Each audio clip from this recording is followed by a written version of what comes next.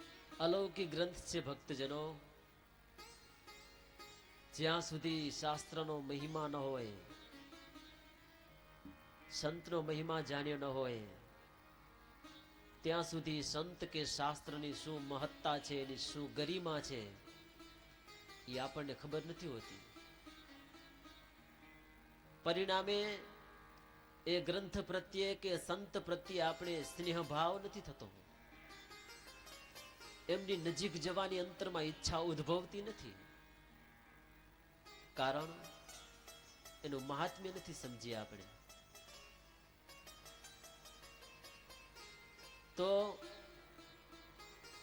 જેણે આ ગ્રંથનો યથાર્થ મહિમા જાણ્યો છે, પોતાના જીવનની અંદર મહિમાનો અનુભવ જેમણે કરેલો છે, આવા સંત પુરુષો જ્યારે એનું મહાત્મ્ય કહેતા હોય, ત્યારે એના મુખ કમળમાંથી નીકળતી વાણી એ આપણા હૃદયની અંદર આર પાર પ્રવેશ કરતી હોય.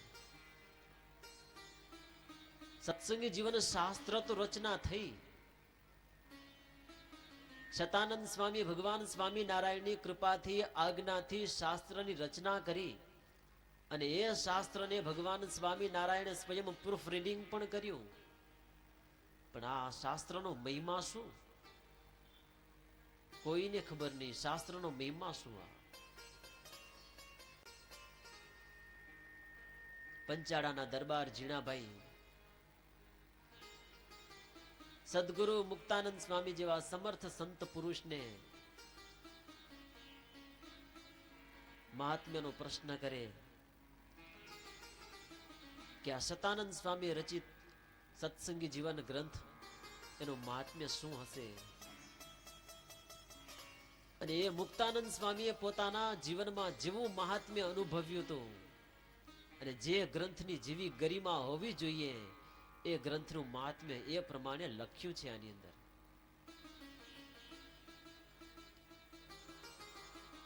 અને મહાત્મ્ય લખ્યું મુક્તાનંદ સ્વામી, એમના પાછળનો હેતુ પણ એ જ કે મુમુક્ષુઓને ખ્યાલ આવે કે આ શાસ્ત્ર કેટલું મહાન છે.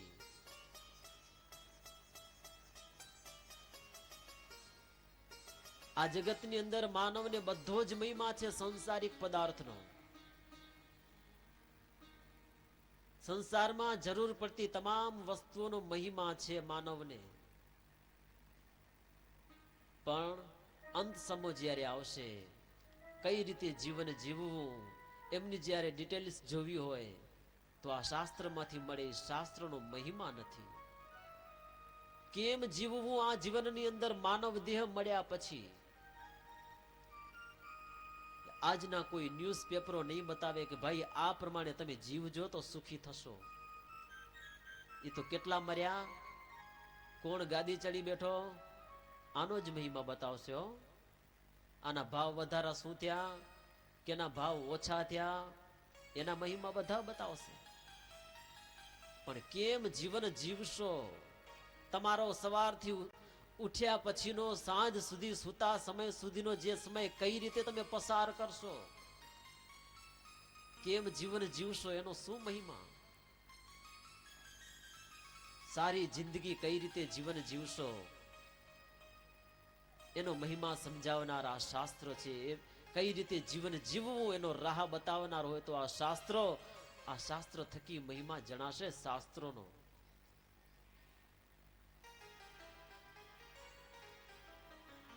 આ લૌકિકની અંદર જોવા જઈએ તો પણ જેને જેનો મહિમા સમજ્યો ને એના પ્રત્યે માણસને હેત થાય છે, લગાવ થાય છે.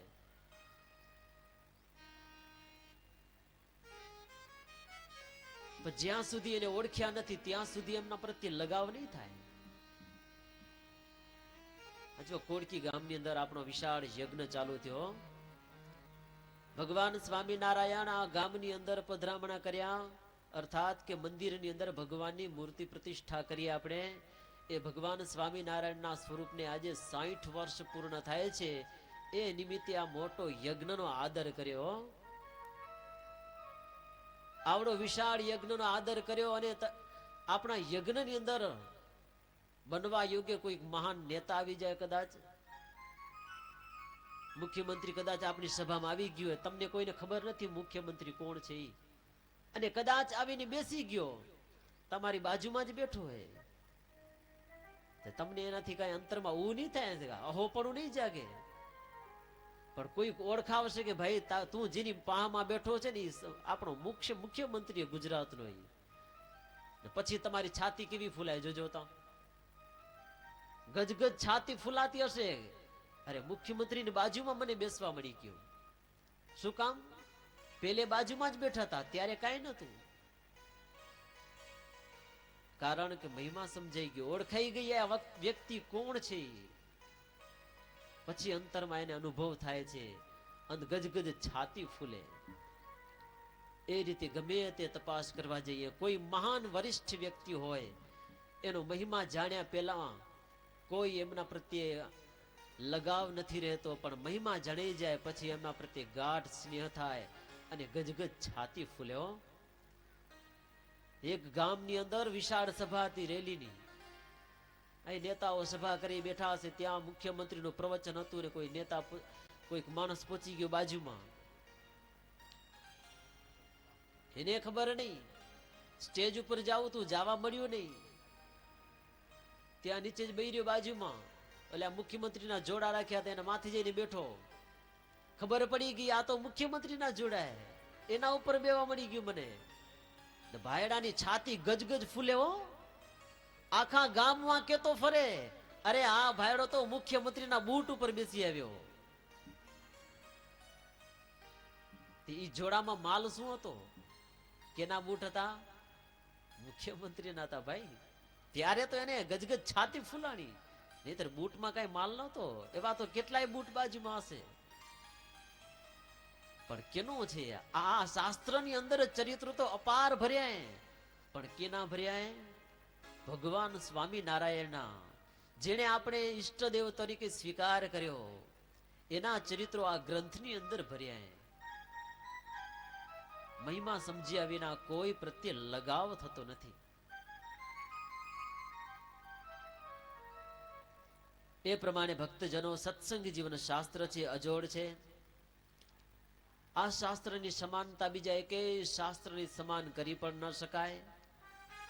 જ્યાં સુધી એનો મહિમા ન જાણીએ ત્યાં સુધી એમના પ્રત્યે લગાવ નહીં થાય, એને વાંચવામાં મન પણ નહીં લાગે. શાસ્ત્ર ઘરે ઘરે પડ્યા છે ઘણે, પણ મહિમા નથી એટલે વંચાતા નથી. એમને એમ પડ્યા કબાટમાં, અલમારીમાં ભર્યા એમને. મહિમા હોય તો દરરોજ વાંચન થાય, એમના પ્રત્યે પૂજ્ય બુદ્ધિ થાય. મહિમા સમજાય તો છે હો, નહીતર કાંઈ નથી. આ જગતના પદાર્થની અંદર પણ માનવને મહિમા સમજાય ત્યારે બધું એમના પ્રત્યે સ્નેહ થાય. એને મેળવવાની અનેક ઉપાધિઓ, અનેક કોશિશો કરે માનવ. જો હું કોઈને ખબર હે પૈસાનો તો બધાને મહિમા છે, એના વિના જીવન હાલવાનું જ નથી, તે નક્કી કરી લીધું હે. પૈસો હશે તો જ જીવન છે, નહીતર જીવન જ નથી. એના માટે માણસ રાત્રિ દાડો પ્રયત્ન કર્યા કર્યો, અને એના માટે કેટલા ઉદ્યમ કરે, સતત એના માટે ટેન્શન સેવતો હોય. કારણ એક જ કે આ હશે તો ઘરમાં સુખીથી રહી શકાશે, અને જરૂર પણ છે. એનો મહિમા છે તો કેવલ પૈસા આવી જશે તો શાંતિ થઈ જવાની નહીં થાય હો. બિચારા કેટલાય લાખો પતિ ને અબજો પતિ પડ્યા, રાત્રે ઊંઘ નથી આવતી, એના માટે સ્પેશિયલ ઘેનની ગોળીઓ ખાવી પડે. તો આ સંપત્તિમાંથી સુખ મળી જવાનું?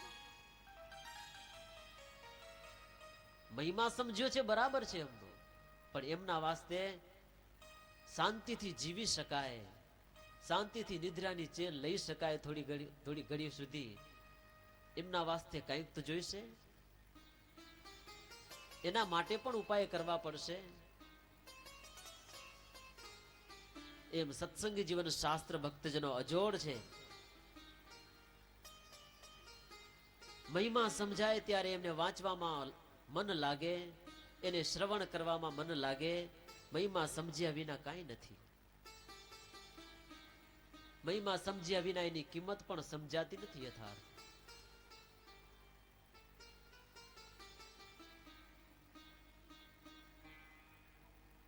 એ જ પ્રમાણે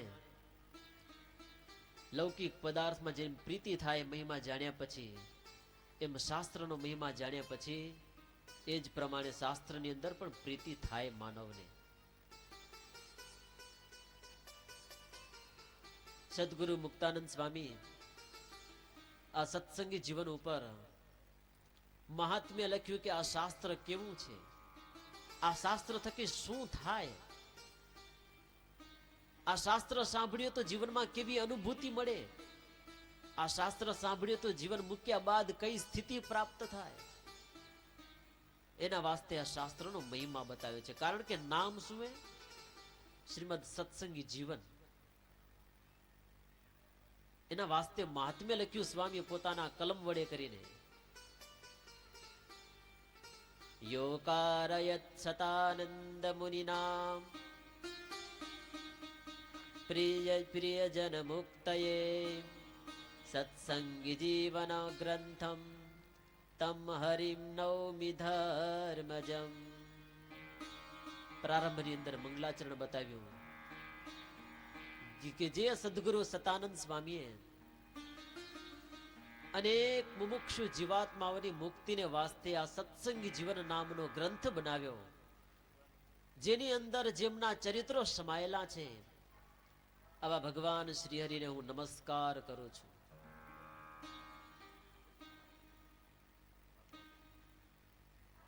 મુક્તાનંદ સ્વામી ગઢપુરનો પ્રસંગ છે. ભક્તજનો, ભગવાન સ્વામી નારાયણ અંતર્ધ્યાન થઈ ચૂક્યા છે. અંતર્ધ્યાન થઈ ચૂક્યા પછી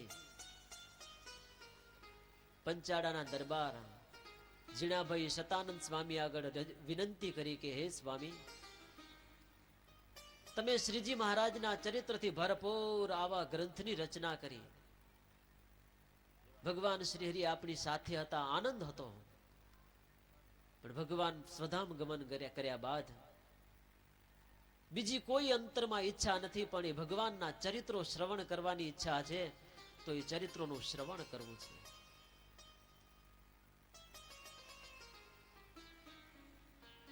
અને એના વાસ્તે ગઢપુરની અંદર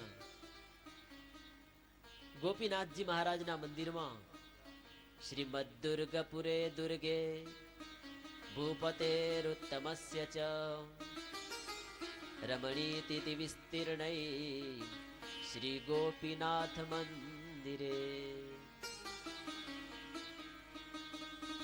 ગોપીનાથજીના મંદિરમાં અર્થાત દાદાના દરબારની અંદર વિશાળ સભા થયેલી છે. વિશાળ સભા થઈ અને એ વખતે સદગુરુ મુક્તાનંદ સ્વામીએ જે કઈ કથા સાંભળી હતી ભક્તજનોએ, એમનો મહિમાનો જ્યારે પ્રશ્ન આવ્યો ત્યારે સ્વામી મહિમા ગાયો છે. અયોધ્યા પ્રસાદજી મહારાજ અને રઘુવીરજી મહારાજ સભામાં બિરાજિત છે.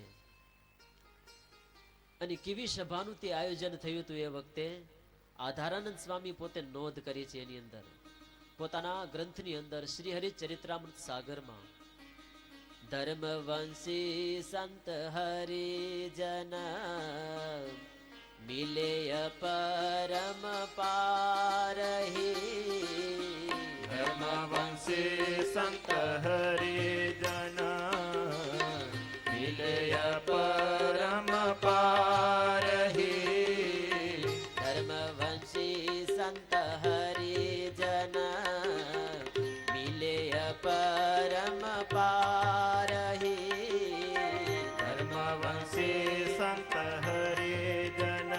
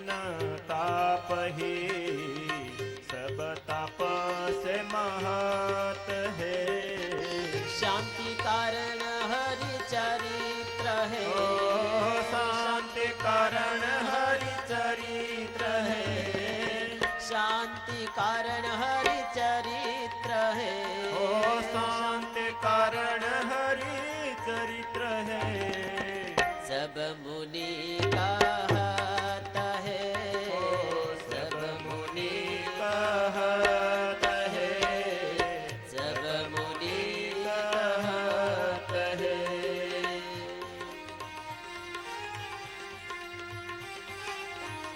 अयोध्या प्रसाद जी महाराज रघुवीर जी महाराज શતાનંદ સ્વામીને વાત કરી કે સ્વામી ભગવાન સ્વામિનારાયણના ચરિત્રો શ્રવણ કરવાની અંતરમાં ખૂબ ઈચ્છા છે. વિશાળ સભાનું આયોજન થયું ગોપીનાથજીના મંદિરમાં. દેશાંતરોથી અનેક ભક્ત સમુદાય ભેળો થયો છે ચાલુ કર અને જન્મ મરણ આનો તો ભય જબરજસ્ત જીવને છે.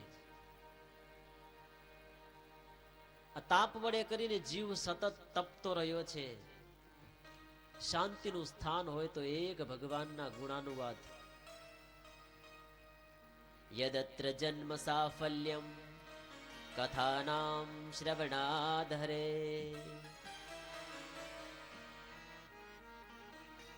હે સ્વામી, જેમના જીવન ચરિત્રો શ્રવણ કરવાથી, જે કથાનું શ્રવણ કરવાથી જીવાત્મા છે 3 પ્રકારના તાપથી મુક્ત થાય, આવી કથા શ્રવણ કરવી છે.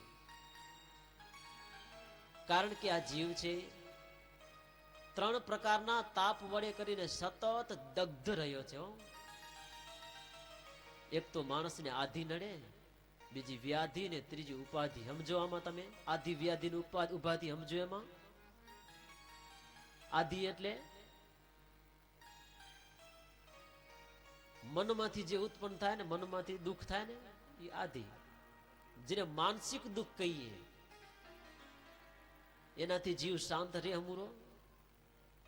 ગમે તેટલું એને પ્રાપ્ત થયું હોય ભગવદ કૃપાથી, સંત કૃપાથી, છતાં ઓછું ને ઓછું મળે. કાં તો કહેશે આ નથી, કાં તો કહેશે તે નથી. માનસિક દુઃખ મટ્યા નથી ત્યાં સુધી શાંતિ ક્યાંથી?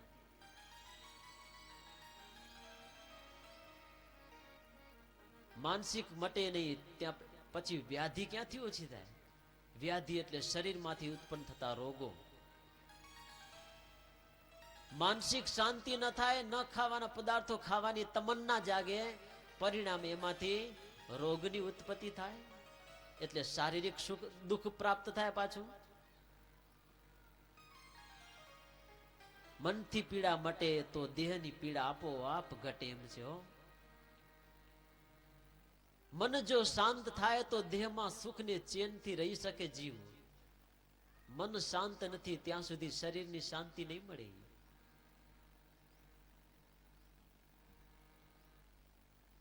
મનની શાંતિને મટાડવી પડે. એમની શાંતિને મટાડવા માટે, મનને સ્થિર કરવા માટે એક જ ઉપાય કે ભગવાનના ચરિત્રો, ભગવાનની લીલાઓનું ગાન કર્યા કરો. આમાંથી આપોઆપ શાંતિ મળે એમ છે. પણ શ્રવણ કરતા પહેલા એટલું સાવધાન રહેવું જરૂરી કે બધું સાંભળવા જાય તો પછી શાસ્ત્રોમાં ભગવાનના ચરિત્રોનું શ્રવણ કરવા બેસીએ તો શાંતિ ન આવે. કથામાં બેઠા બધે એક બાજુ ત્યાગ કરી, ઉપાધિઓ મૂકી અને બેસી જાઓ કથામાં. મનને સ્થિર કરો તો આપોઆપ શાંતિ મળે ભગવત ચરિત્રો શ્રવણ કરવાથી. નહીતર ભગવત ચરિત્રો શ્રવણ કરતા હોય ને તોય શાંતિ ન આવે.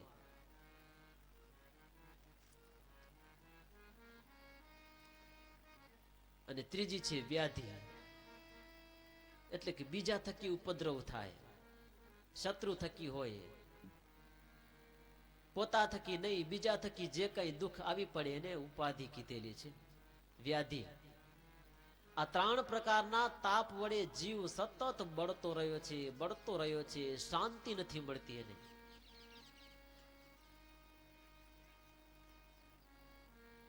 શાંતિ કેમ થાય અંતરની અંદર? સુખીથી જીવન કઈ રીતે જીવી શકાય? એના માટે સતાનંદ સ્વામી એ વખતે ત્યાં કથાનું શુભ શરૂઆત કરી.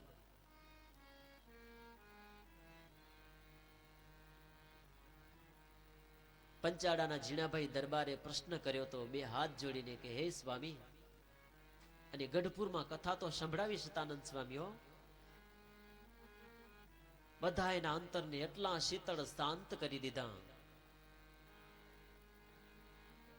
છેલ્લે ઝીણાભાઈને એમ થયું કે આ અજોડ અદ્ભુત આવી કથા, આવો ગ્રંથ છે, કોણ સાંભળી શકે આને? બે હાથ જોડીને પ્રશ્ન કર્યા કે હે સતાનંદ સ્વામી, આપ જે આ મહાન ગ્રંથ રચ્યો, એ કથાને સાંભળવાનો અધિકાર કોને? કારણ કે વેદોને શ્રવણ કરવા, એનું ગાન કરવું એ બ્રાહ્મણોનો અધિકાર છે. પછી શુદ્ર જાતિનો હોય એ અધિકાર નથી એને જરાય. તો પછી આ શાસ્ત્રને શ્રવણ કરવાનો કોનો અધિકાર? આ શાસ્ત્ર અદ્ભુત છે, એનું શ્રવણ કરવાથી જીવને શો ફાયદો થાય? કારણ કે બધા ફાયદામાં જ છે રાજે. ગમે તે કંઈક પદાર્થ લે એમાંથી ફાયદો શોધવાની ઈચ્છા છે, તો આ શાસ્ત્ર સાંભળ્યા પછી જીવને એના થકી શો ફાયદો, અર્થાત શો ફળની પ્રાપ્તિ થાય એને. અને કેવા સમયની અંદર આ શાસ્ત્રનું શ્રવણ કરવું જોઈએ, કેવા સ્થાન ઉપર બેસીને આ શાસ્ત્રનું શ્રવણ કરવું જોઈએ, અને કેવા વક્તા હોવા જોઈએ, કેવા શ્રોતા હોવા જોઈએ, અને કથાની સમાપ્તિ થાય ત્યારે વક્તાને શું અર્પણ કરવું જોઈએ. આ પ્રશ્ન આની અંદર ઝીણાભાઈએ સતાનંદ સ્વામીને પૂછ્યા છે. સાધુ પૃષ્ટમ ત્વયા રાજન સર્વ પ્રાણી હિતાવહ. સતાનંદ સ્વામી કે ઝીણાભાઈ દરબાર, બહુ સરસ તમે પ્રશ્ન કર્યો. આ પ્રશ્ન તમારે વાસ્તે નથી. તમે જે કઈ પ્રશ્ન કર્યો છે, અનેક જીવના હિતને માટે તમે પ્રશ્ન કર્યો છે. રાજન, આ શાસ્ત્ર વેદ, તમામ અષ્ટાદશ પુરાણો, સ્મૃતિઓ, ઇતિહાસો, ઉપનિષદો, રામાયણ જેવા પાવન ગ્રંથો, આ તમામ શાસ્ત્રોના સારભૂત આ ગ્રંથ રચ્યો છે. આની અંદર તમામ વેદો આવી જાય, ઉપનિષદો આવી જાય, તમામ પુરાણો આવી જાય, મહાભારત જેવો ઇતિહાસ પણ આ શાસ્ત્રની અંદર સમાઈ જાય એવો છે. સારમાં સાર આ શાસ્ત્ર છે. જેમ દૂધની અંદર ઘી તો ભર્યું જ છે, અંતર એનો નિચોડ જોવા જાવ, એનો અંતરમાં તો અંતે ઘી છે, જ એનો સારમાં સાર છે. તેમાં તમામ શાસ્ત્રો છે, તમામ શાસ્ત્રોના સાર રૂપ આ શ્રીમદ સત્સંગી જીવન. અને દરબાર, આ શાસ્ત્રની અંદર ભગવાનના ચરિત્રો પણ એટલા છે, અને માનવને કઈ રીતે જીવવું, કારણ કે ગ્રંથનું નામ છે સત્સંગી જીવનની સાર્થકતા ક્યારે થાય? તો આ શાસ્ત્રની અંદર માનવને કઈ રીતે જીવન જીવવું, એમના વાસ્તેના ઉપાયો, એમના માટે ધર્મો વિસ્તારપૂર્વક આની અંદર લખાયેલા છે.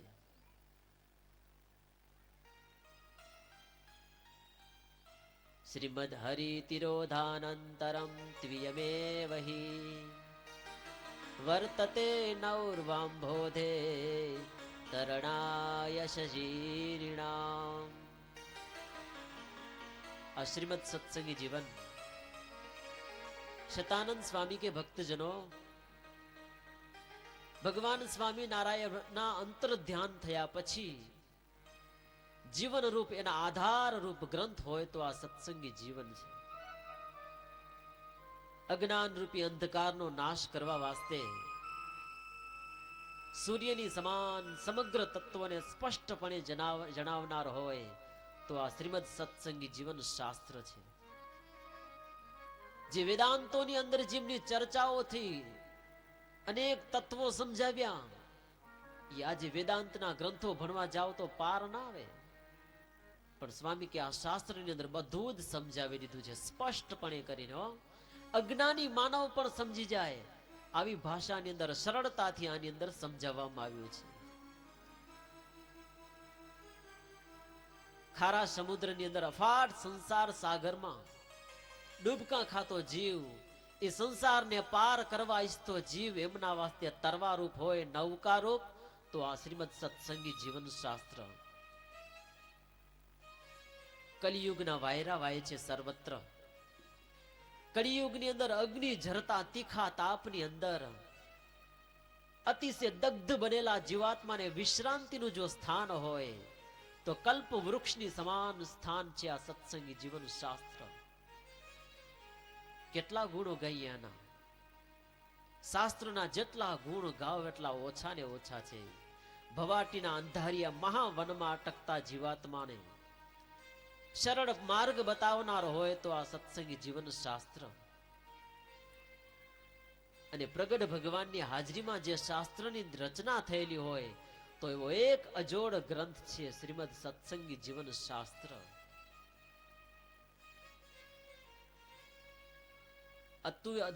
અદ્ભુત અને અદ્વિતીય એવો આ ગ્રંથ શતાનંદ સ્વામી કે ભક્તજનો અતિશય અદ્ભુત ગ્રંથ છે. ભગવાન સ્વામિનારાયણની હાજરીમાં લખાયેલો, ભગવાનની આજ્ઞાથી લખાયેલો આ ગ્રંથ છે. જગતમાં શાસ્ત્રો ઘણા છે પાવન હો, જેનું શ્રવણ કરવાથી, વાંચન કરવાથી જીવ મુક્ત થઈ જાય આ સંસારમાંથી, ભગવત ધામને પામે આવા શાસ્ત્રો ઘણા છે.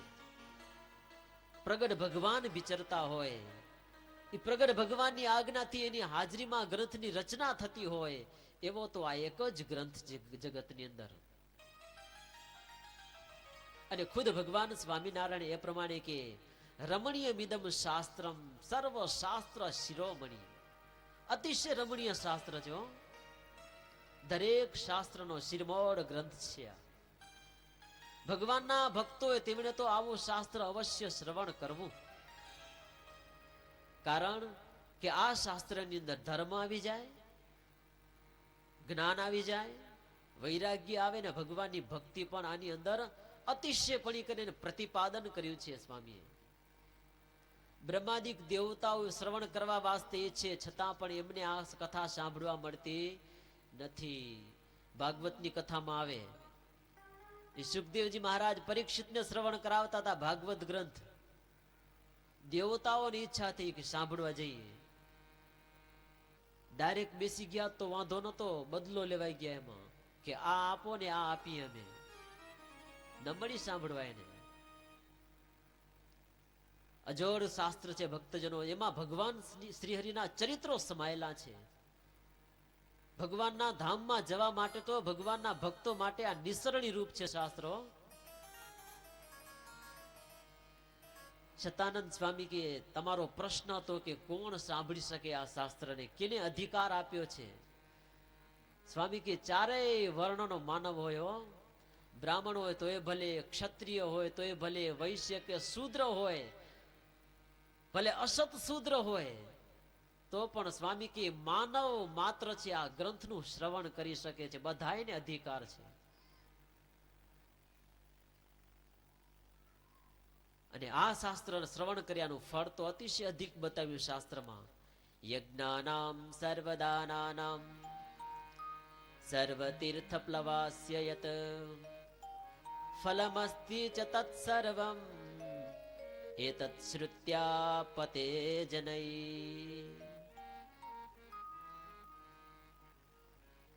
અંતરના તમામ મનોરથો હોય જીવને, બધા એ મનોરથોને પૂર્ણ કરનારું આ શાસ્ત્ર છે. એકાગ્રતા પૂર્વક શ્રવણ કરેલા આ કથા અનેક જન્મ, અનેક જીવાત્માઓને અનેક યજ્ઞના પુણ્ય ફળને આપનારી આ કથા છે. અતિ આદરપૂર્વક જો આ કથાનું શ્રવણ કરવામાં આવે તો શતાનંદ સ્વામી કે આ શ્રીમદ સત્સંગી જીવન છે, અમૃત રૂપ છે. કાળના પાસમાંથી મુક્ત કરાવનારી આ ભગવાન સ્વામિનારાયણની કથા છે. અને આ જગતની અંદર શ્રીમદ સત્સંગી જીવનનું સેવન કર્યા વિના ન મળે એવું દુર્લભતર બીજું કાંઈ નથી, બધું મળે. પણ અંતરની શાંતિ મેળવવી હોય તો આવા શાસ્ત્રોનું શ્રવણ કરવું પડે. અને એવું કયું પદાર્થ છે આ જગતની અંદર કે આવા દિવ્ય શાસ્ત્રનો ત્યાગ કરી અને માનવ પ્રાપ્ત કર બીજી વસ્તુ ઈચ્છે પ્રાપ્ત કરવા માટે? મનુષ્યોને રત્નનો ઘણો મહિમા હોય, સોના હીરાનો ખૂબ મહિમા હોય, પણ નથી જાણતા જે એને તો કાંઈ નથી કે એમની પાસે કઈ વસ્તુ છે. એટલે જોઈ તો ખાતર નાનકડો છોકરો ગળામાં સરસ મજાની સોનાની ઉતરી પહેરી હતી. એ મહારાજની આગળ નાનકડો છોકરો એ રમતો તો લ્યો, અને એ વખતે કોઈ ભક્તો આવીને મહારાજની આગળ કેરી સરસ મજાની મૂકી, પેલા જોઈતા ને એમ થયું કે આ કેરી લેવા જેવી છે. શ્રીજી મહારાજની આગળ જઈને કીધું કે ઓલી કેરી ખપેરી મને. મહારાજ કે તું ગળામાં પહેરીને ઉતરી ઉતરી આપ તો તને કેરી દઉં. લ્યો કાઢી દીધી નેડીમાંથી ઉતરી. મહારાજ ને કે લ્યો આ તમે ને મને દ્યો કેરી. સોનાનું આભૂષણ છે, એનાથી એક જ કેરી મળવાની હતી, પણ બાળક છે, અજ્ઞાન અવસ્થા છે કે આની કિંમત શું. આ કોઈકને આપીશ તો આના થકી તો મને કેટલી બધી કેરીઓ મળશે, પણ એને ખબર નથી આની કિંમતની, એટલે એનો મહિમા પણ એને જેમ સમજાયેલો નથી.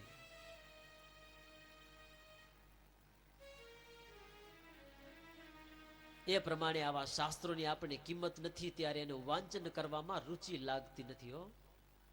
નકર માણસ મંડી પડે આ શાસ્ત્રો સાંભળવા માટે. આજકાલના ન્યૂઝપેપરની કિંમત કેટલી, ઉઠીને બીજું બધું એક પછી કરે, પણ પેલું ન્યૂઝપેપરના ન્યૂઝ શું છે આજે એની તપાસ. કારણ કે કિંમત સમજણી હતી મેં. એ હારું હોય તોય ભલે ને નરસું હોય તોય ભલે, એને મહિમા સમજ્યો છે એટલે એમાં લગાવ છે એને. કોઈ દિવસ એવો ફેલ ન જાય કે આજે ન્યૂઝપેપર નથી વાંચ્યું, અને જેથી ન મળે તેથી બિચારો હેરાન થઈ જાય. શું કામ? સવારનું અમૃત નથી આવ્યું તે હાથમાં. મહિમા છે એટલે.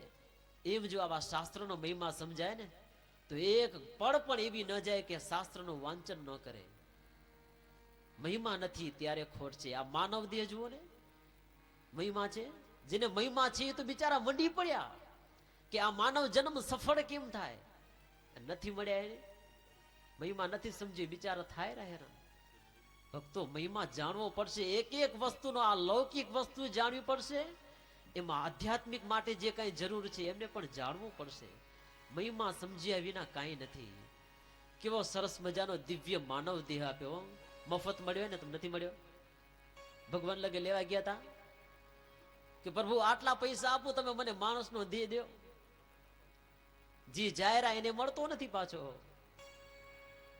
જાય છે એને મળતો નથી. આજીજી કરે પ્રભુ કાંઈક પુણ્ય બાકી બચ્યા હોય તો માણસનો દેહ દેજો જીવનની અંદર ફરીવાર, કે તમારું ભજન કરી શકીએ. આટલો માનવ દેહ આપણને મળ્યો છે, કિંમતી છે, કિંમત સમજ્યા નથી એટલે જોઈએ એવું એના થકી ફળ મેળવું જોઈએ, મેળવતા નથી આપણે. મોઘો મહિમા છે એનો. મોઘો મનુષ્ય દેહ ફરી ફરી નથી મળવાનો, ફરી ફરીને મળ્યો નથી. સરસ મજાના કવિના શબ્દો છે, મોઘો મનુષ્ય દેહ ફરીને નહીં મળે. મોઘો મનુષ્ય દેહ, મોઘો મનુષ્ય દેહ ફરી ફરીને નહીં મળે વારંવાર. કે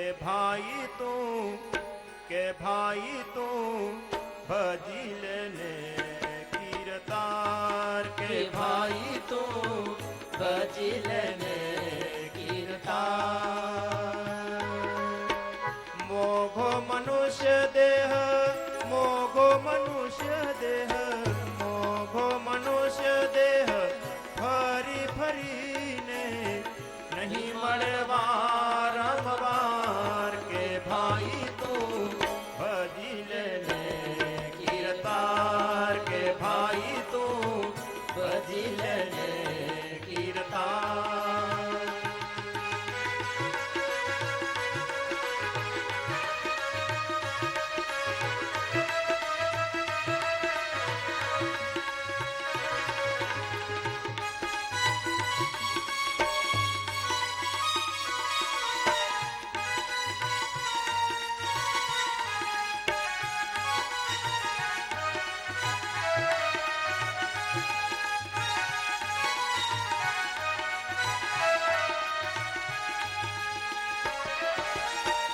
જૂઠી છે કાયા ને જૂઠી છે માયા, જૂઠો કુટુંબ પરિવાર હો. જૂઠી છે માયા ને જૂઠી છે કાયા, જૂઠો કુટુંબ પરિવાર. રાજા ભરથરી અને રે ગોપીચંદ, રાજા ભરથરી અને રે ગોપીચંદ છોડી ચાલ્યા દરબાર. કે ભાઈ તું ભજી લેને કીર્તાર. કે ભાઈ તું ભજી લેને કીર્તાર.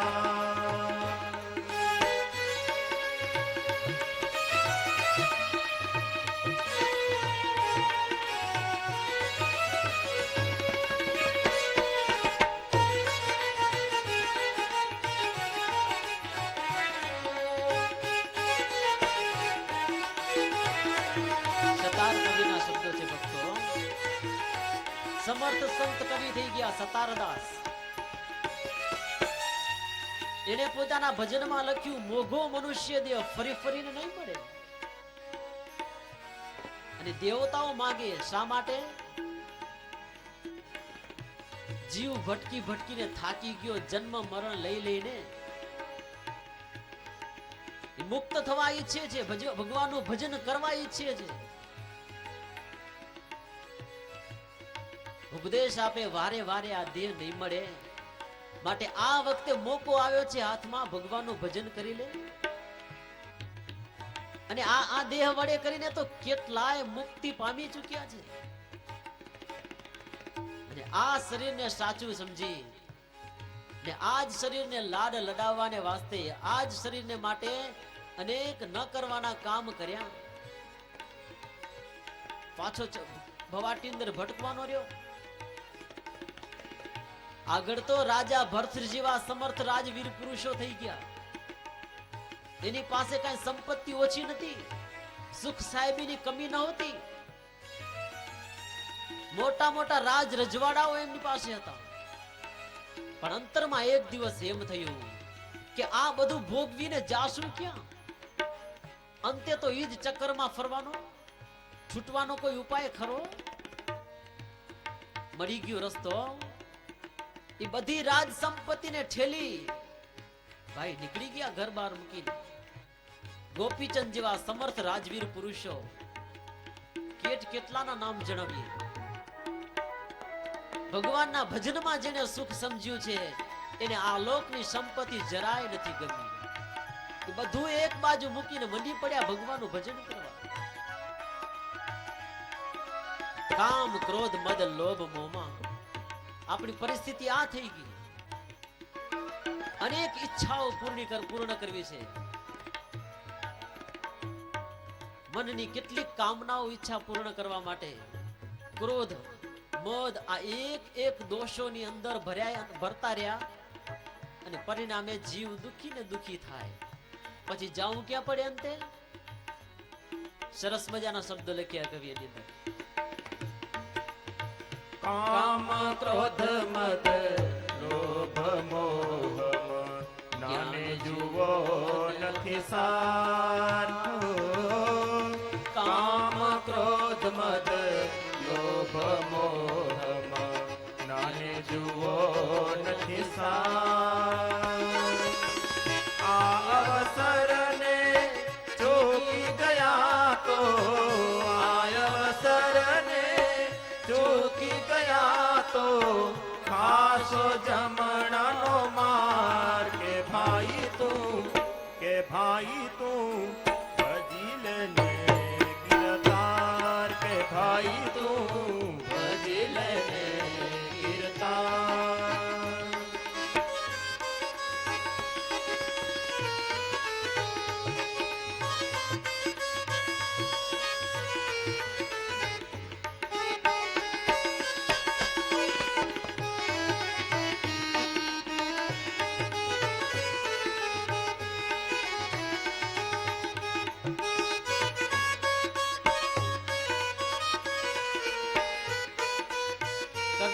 તપાસ કરી જુઓ.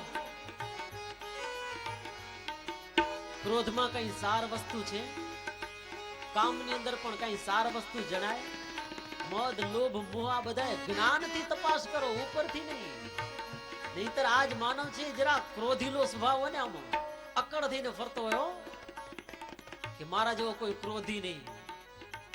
પૈસાના મદમાં લોભી માનવ એટલો અકડ થઈને ફરતો હોય, ગરીબ માણસ દેખ્યો ન ખમાય નથી. કવિ કે થોડોક તો વિચાર કરો, જ્ઞાન વડે કરીને થોડોક વિચાર કરો, આની અંદર કઈ સાર છે? આ બધાય દોષની અંદર હાલ્યા જઈ રહ્યા, બધાય દોષને સંઘરીને એકઠા કરતા આવીએ, એમાં સાર છે? તપાસ તો કરો. એના માટે જ રાત્રિ દિવસ ખપાવી દઈએ છીએ.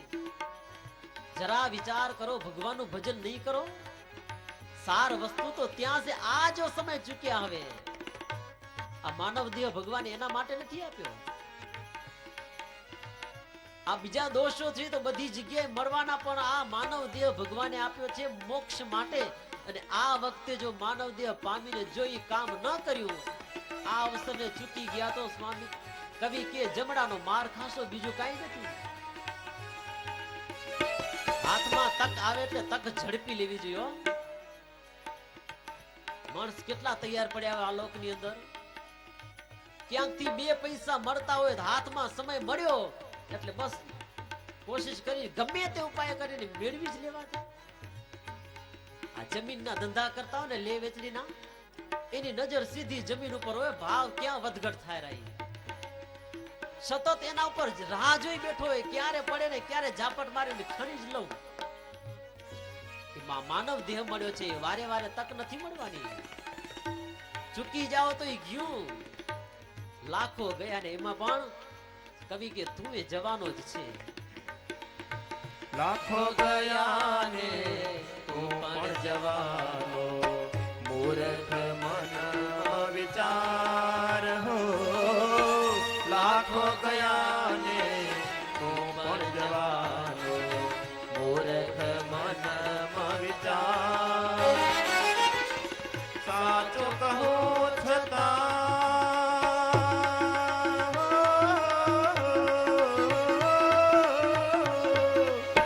સાચો કહો છતાં ખોટું મને તારા મોવા કુટુંબને સંભાળ. કે ભાઈ તું હજી લેને કીર્તાર. કે ભાઈ તું હજી લેને કીર્તાર.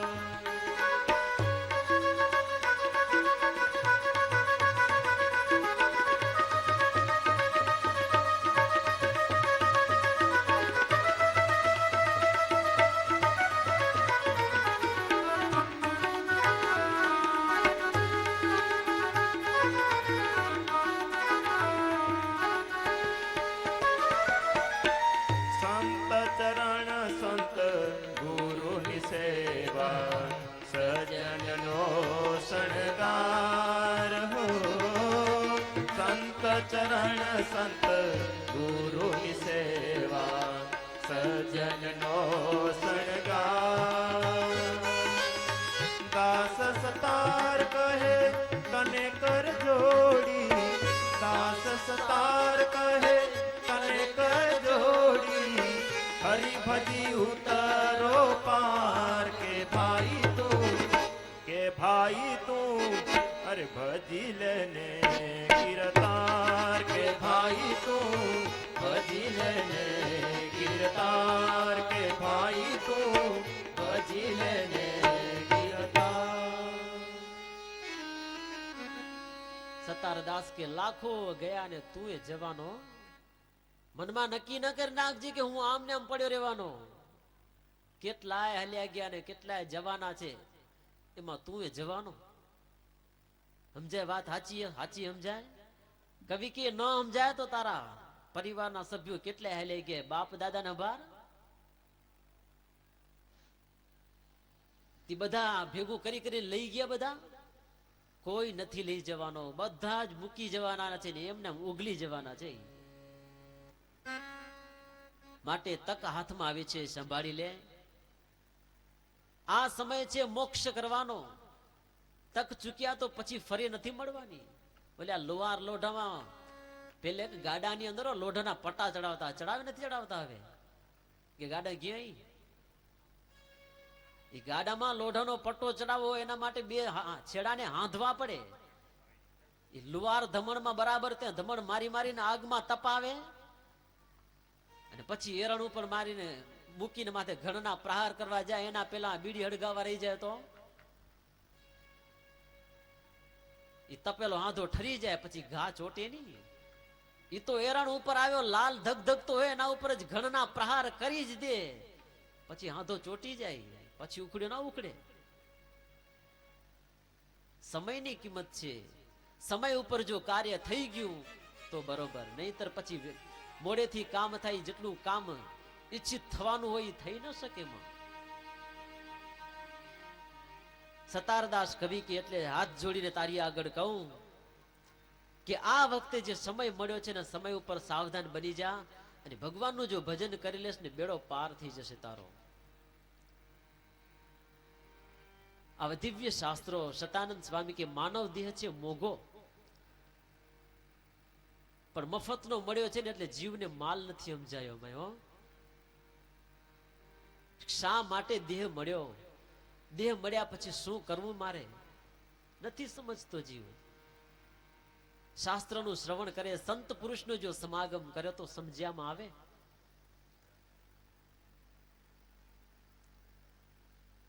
સતાનંદ સ્વામી કે આ શાસ્ત્રનું ફળ ઈ છે કે આ શાસ્ત્રનું શ્રવણ કરે જીવ, અમૂલ્ય દેહ વડે કરીને ભગવાનના ચરિત્રોનો ગુણાનુવાદ કરે તો અવશ્ય એના થકી એને મહાફળ મોક્ષ રૂપી ફળ મળે એમ છે. અને સ્વામી કે તમે સ્થાનનો પ્રશ્ન કર્યો કે કઈ જગ્યાએ કથા કરવી. આ ગંગા જેવી પાવન નદીનો કિનારો હોય, પવિત્ર તીર્થ ભૂમિ હોય, પવિત્ર મંદિર હોય ભગવાનનું, અથવા તો શું ઘરમાં ન વાંચાય? બધે વાંચી શકાય. ઘરમાં બેઠા છતાં પણ આ ગ્રંથ વાંચી શકાય. જે ઘરની અંદર સાફ સુફી કરી નિરાંતે એક જગ્યાએ બેસીને ગ્રંથનું વાંચન થઈ શકે. જે ભૂમિ ઉપર સંત પુરુષના પાવન પગલા થયા હોય આવા સ્થાન ઉપર બેસીને પણ આ ગ્રંથનું શ્રવણ કરી શકાય ને વાંચન પણ કરી શકાય. આનો કોઈ સમય મર્યાદિત નથી કે આ સમયમાં કથા સાંભળવી ને આ સમયમાં કથા ન સાંભળવી, એ પણ કોઈ મર્યાદિત નથી. તમને મનમાં સંકલ્પ થયો કે આ મારે શાસ્ત્રનું વાંચન કરવું હોય, વાંચન કરી શકો તમે. દરરોજ સાંભળી શકાય, અથવા તો કોઈ ચાતુર્માસ જેવા સમય આવે ત્યારે એવા સમયમાં નિયમ ધારણ કરીને પણ વાંચન કરી શકાય. પણ કેટલાક શાસ્ત્રોની અંદર એવા મહિનાઓ બતાવ્યા છે કે આ મહિનામાં આવા શાસ્ત્રોનું શ્રવણ કરવામાં આવે તો વિશેષ ફળની પ્રાપ્તિ છે. શ્રાવણ મહિનો છે, ચાતુર્માસ છે, ચૈત્ર મહિનો બતાવ્યો છે. શાસ્ત્રની અંદર માગસર મહિનો પણ અતિ પાવન બતાવ્યો છે. અધિક માસ આવે એ પણ અતિ પાવન બતાવ્યો છે. સ્વામી કે આવા મહિનાઓ તો બતાવ્યા છે, પણ આ શાસ્ત્ર એવા છે કે ભગવાનના ભગતને જ્યારે મનમાં ઈચ્છા થાય ને ત્યારે વાંચી શકે ને શ્રવણ પણ કરી શકે. દ્વિજાતિરન્યો યહ પ્રાપ્તો દીક્ષામ ભાગવતીમ સતો અષ્ટાંગ બ્રહ્મચર્યાઢ્યો નિર્લોભશ્ચેદ વદેત કથામ. સ્વામી કે આ કથાના વક્તા એવા હોવા જોઈએ કે બ્રાહ્મણ જાતિનો હોય એ કથાને વાંચન કરી શકે. બીજાનો કોઈનો અધિકાર નથી. સાંભળી શકે, પણ આ કથા જ્યારે વાંચવી હોય ત્યારે બ્રાહ્મણ જાતિનો હોય એનો જ અધિકાર છે, બીજાને અધિકાર જ નથી. અને બીજો છે સ્વામી કે જેને ભાગવતી દીક્ષા લીધી હોય એને અધિકાર છે આ કથા વ્યાસપીઠ પર બેસીને કથા વાંચન કરવાનો. બધાને અધિકાર નથી હોતો. આની અંદર શ્રવણ કરવાનો અધિકાર બધાને છે. ઘેર બેસીને શાસ્ત્ર વાંચન પણ કરી શકે, પણ આની જ્યારે પારાયણ કરવી હોય વ્યાસ ગાદી ઉપર બેસીને ત્યારે તો કાં બ્રાહ્મણ હોવો જોઈએ, કાં તો પછી ભાગવતી દીક્ષા જેણે ગ્રહણ કરી હોય એ જ વાંચન કરી શકે. અષ્ટાંગ બ્રહ્મચર્યનું પાલન કરનાર હોય, જીતેન્દ્રિય હોય, સત્ય વક્તા હોય, ધર્મનિષ્ઠ હોય, પોતાના ધર્મમાં રહેલો હોય, જેના અંતરમાં ભગવાનની ભક્તિ હોય આવા શાસ્ત્રોની અંદર વક્તાઓના લક્ષણ બતાવ્યા છે. આજે તો રાફડો ફાટ્યો હોય વક્તાઓનો. બ્રાહ્મણ હોય યા ન હોય, શુદ્ર હોય કે ગમે તે હોય, કથા વાંચનાર મળ્યા. લેડીઝને તો અધિકાર છે જ નહીં. સ્ત્રીને તો કથા વાંચવાનો અધિકાર જ નથી દીધો, વ્યાસ ગાદી ઉપર બેસવાનો અધિકાર જ નથી. પણ આજે જગતમાં એવું બને કે સ્ત્રી જ્યાં કથા વાંચતી હોય ત્યાં માનવ મેદના ટોળે ને ટોળા ભરાય હો. મુરલી રણ કે ને બધાને મજા આવે. પણ શાસ્ત્રની અંદર મના બતાવી છે આ કે સ્ત્રીને અધિકાર નથી વ્યાસ ગાદી ઉપર બેસવાનો. એટલે ઘર બેઠા બધા વાંચન કરી શકે, ઘરમાં બહીને સ્ત્રી પણ શાસ્ત્રનું વાંચન કરી શકે, એમાં કોઈ દોષ નહીં. પણ વ્યાસ ગાદી ઉપર એનો અધિકાર નથી બેસવાનો. પોતાનું જીવન ભગવદમય હોય, ભગવદ ભક્તિમય જેનું જીવન હોય આવો વક્તા હોવો જોઈએ. નિર્વ્યસની હોવો જોઈએ, એની અંદર વ્યસન ન હોવા જોઈએ કોઈ. પછી શ્રોતાના લક્ષણ બતાવ્યા સ્વામી આની અંદર કે શ્રોતાઓ હંમેશા સાવધાન રહેવું. પાન તમાકુ ખાતે ખાતે કથા ન સંભળાય. વક્તાથી ઊંચા આસન ઉપર બેસીને કથા ન સંભળાય. પગ ઉપર પગ ચડાવીને કથા ન સંભળાય. કામ ભાવથી સ્ત્રી ઉપર સતત નજર ફરતી હોય તો કથા ન સંભળાય. શ્રદ્ધા હોવી જોઈએ અંતરમાં, શ્રદ્ધા વિના ન હોય એને કથા સાંભળવાનો અધિકાર નથી. મનને હંમેશા નિયમ રાખનારો હોય, પોતાના ધર્મમાં રહેલો હોય, ભગવાનની ભક્તિ વાળો હોય, આવા લક્ષણોથી યુક્ત શ્રોતા હોય એ કથા સાંભળે તો એને યથાર્થ ફળ મળે. પોતપોતાના લક્ષણમાં રહી કથા શ્રવણ કરી વાંચન કરે તો સતાનંદ સ્વામી કે જે કઈ ફળ છે એ તમામ ફળ આ શાસ્ત્રનું શ્રવણ કરવાથી મળે છે. મુહૂર્તમ વા તદર્ધમ વા ક્ષણમ વાસ્ય શુભામ કથામ યે શૃણવંતિ નરા ભક્ત્યા ન તેષામસ્તિ દુર્ગતિ. પોતાના લક્ષણોમાં રહીને જે કોઈ આ કથાને એક મુહૂર્ત સાંભળે અથવા તો અડધું મુહૂર્ત કથા સાંભળે, સતાનંદ સ્વામી કે ભક્તિપૂર્વક શ્રવણ કરવામાં આવેલી આ કથા કોઈ દિવસ એના જીવનમાં દુર્ગતિ નથી આવતી. અર્થાત દેહ મૂક્યા પછી એને દુર્ગતિ પ્રાપ્ત નહીં, સદગતિની પ્રાપ્તિ થાય છે. એક વખત જેને કથા સાંભળી એનો મોક્ષ કરનારી આ કથા છે. અને કથાનો તો નિયમ છે, એક વખત કથા સાંભળે એટલે જીવનો મોક્ષ થઈ જ જાય. પરીક્ષિત રાજાનો થઈ ગયો તો આની અંદર જ કથા આવશે એક જણાની, તેનું પણ કામ થઈ ગયું હતું ને મોક્ષ પણ થઈ ગયો તો. આપણે તો વારે વારે કથા સાંભળી નથી સાંભળતા, હજી મોક્ષ નથી થયો. અમે વાંચી વાંચીને થાક્યા, હજી નથી મોક્ષ નથી થયો. કારણ શું? કઈક ફોલ્ટ હશે, નહીં હોય? જરૂર ક્યાંક ને ક્યાંક ઝીણી ઝીણી ફોલ્ટ રહી જાય, પરિણામે વારે વારે સાંભળવું પડે. પરીક્ષિત નું એક કથામાં મોક્ષ થઈ ગયો. ધુંધુકારી એક વખત જ સાંભળી હતી કથા તો એ મોક્ષ થઈ ગયો. ક્યાંક ને ક્યાંક ઝીણી ઝીણી ફોલ્ટ આપણામાં રહી જાય છે, પરિણામે વારે વારે શાસ્ત્રો વાંચન કરવા પડે છે ને શ્રવણ કરવા પડે છે. એક રાજા અંતરમાં કઈક ભગવાનનું ભજન કરવા માટે કઈ કથા કરવાની ઈચ્છા થઈ કે ભૂદેવને બોલાવીને કથા કરાવો. તેના રાજ્યમાં એક પાવન પવિત્ર ભૂદેવ, રાજાએ આમંત્રણ આપ્યું કે ભૂદેવ મહારાજ, મારા રાજમહેલમાં આવીને તમે મને કથા સંભળાવો, કથા સાંભળવાની ઈચ્છા છે. એટલે ભૂદેવે કીધું ભલે. 10 દિવસની 9 દિવસની જીવી કથા આયોજન કરતો રાજા, એ કથા સાંભળતો ગયો. 7 વર્ષ સુધી લાગડ કથા શ્રવણ કર્યો. પછી છેલ્લે રાજાને મનમાં એમ થાય કે આ ભાગવત સાંભળું છું વારે વારે, ભગવાનના ચરિત્રો અજોડ છે આની અંદર સાંભળું છું, છતાં પણ અંતે જાઓ ત્યારે પરીક્ષિતનો એક જ નો મોક્ષ દેખાડો, બીજાનો કોઈનો મોક્ષ થયો નહીં. 7 દિવસ થયા, 7 વર્ષ થયા, વારે વારે આ કથા સાંભળતો આવું રહું, મારો કેમ મોક્ષ નહીં થતો હજી? એ વક્તાને પ્રશ્ન કર્યો બ્રાહ્મણને, હો રાજાએ, કે મારો મોક્ષ થયો કેમ નહીં? સુખદેવજી જો એક વખત પરીક્ષિતને સંભળાવ્યું, ભગવાનના ચરિત્રોનું ગુણાનુવાદ કર્યું એના આગળ. પરીક્ષિતનું મોક્ષ થઈ જાય તો હું તો 7 વખત સાંભળ્યું, મારો મોક્ષ કા ન થાય? એટલે ઓલા વક્તા બિચારા બ્રાહ્મણ મૂંઝાઈ ગયા કે હવે કરવું શું મારે, આને જવાબ દેવો શું? રાજાએ ઓર્ડર કર્યો, આવતીકાલે આ મારા પ્રશ્નનો જવાબ ખપે. જવાબ જો ન હોય તો કથા વાંચવા આવજો નહીં, ને તમારું જે કઈ મહેનતાણું મળે ને બધું બંધ થશે હવેથી. બિચારા ભૂદેવ ઘરે ગયા પણ અટક્યા, ચિંતાતુર છે, કરવું શું મારે? લંબડે હાથ નાખીને ઘરમાં બેસી ગયા. એનો દીકરો હોશિયાર હતો. કીધું, પિતાજી કાં આટલા બધા આજે દુખી, દરરોજ તો પ્રફુલ્લિત મને પાછા ફરો છો, આજે કેમ આટલી બધી ચિંતાથી ઘેરાયેલા છો?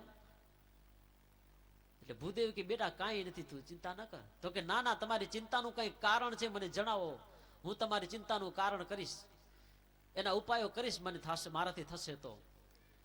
એટલે ભૂદેવે કીધું કે બેટા કારણ બીજું કઈ નથી, રાજાનો પ્રશ્ન છે એનો ઉત્તર આપવાનો છે. અરે પિતાજી દ્યો, હું ઉત્તર આપી આવીશ. અરે હું આટલા શાસ્ત્રો ભણ્યો છતાં ઉત્તર નથી આપ્યો, તું તો હજી ભણવા બેઠો હોય, તું શું ઉત્તર આપવાનો? અરે પિતાજી કયો તો ખરા, પ્રશ્ન શું એ રાજાનો? એટલે ભૂદેવે કીધું કે બેટા પ્રશ્ન બીજો જાજો નથી, પ્રશ્ન એ જ છે કે પરીક્ષિતનો 7 દિવસ કથા સાંભળી હતી, એમાં એક વખતમાં મોક્ષ થઈ ગયો. રાજાએ પ્રશ્ન એવો કર્યો કે હું 7 વખત કથા સાંભળી, 7 વર્ષ સુધી લાગટ, મારો મોક્ષ કેમ નથી થતો? આ પ્રશ્ન છે. એટલે દીકરો કે પિતાજી આમાં મૂંઝાવાનું, ચિંતા ના કરો, આવતીકાલે તમારે નહીં જવાનું, હું જઈને પ્રશ્નનો ઉત્તર કરી આવીશ. તો કે નાડે ના એમ હાલે ને? બાપને સમજાવ્યા બરાબર, બાપુજી સમજી ગયા. એના બીજે દિવસે બાપ દીકરો બે ગયા દરબારમાં ગયા ને રાજાએ પ્રશ્ન કર્યો કે આપણો ઉત્તર? તો કે હાજર છે. ભૂદેવ કે મને નથી આવડતું, પણ મારો દીકરો તમારા પ્રશ્નનો ઉત્તર અવશ્ય આપશે. એટલે એને પ્રશ્ન કર્યો કે બેટા બોલ, મારા પ્રશ્નનો ઉત્તર તું જવાબ દે. તો કે એમ નહીં, પેલા રાજગાદીથી હેઠા ઉતરો. રાજાને રાજગાદી માંથી હેઠા ઉતાર્યા અને કીધું કે હવે હું બૈસાના ઉપર. પછી બ્રાહ્મણનો દીકરો રાજગાદી ઉપર બેઠો, અને એ વખતે બ્રાહ્મણના દીકરાએ સૈનિકોને ઓર્ડર ફાડ્યો કે 2 જણાને બાંધી નાખો, મારા બાપને બાંધી નાખો, એને આ થાંભલે બાંધો ને રાજાને પેલા થાંભલે બાંધો. 2 ને સામે બાંધી નાખ્યા, કારણ કે હવે રાજા થઈ ગયો, રાજાનો ઓર્ડર છે. 2 ને બાંધ્યા, અને પછી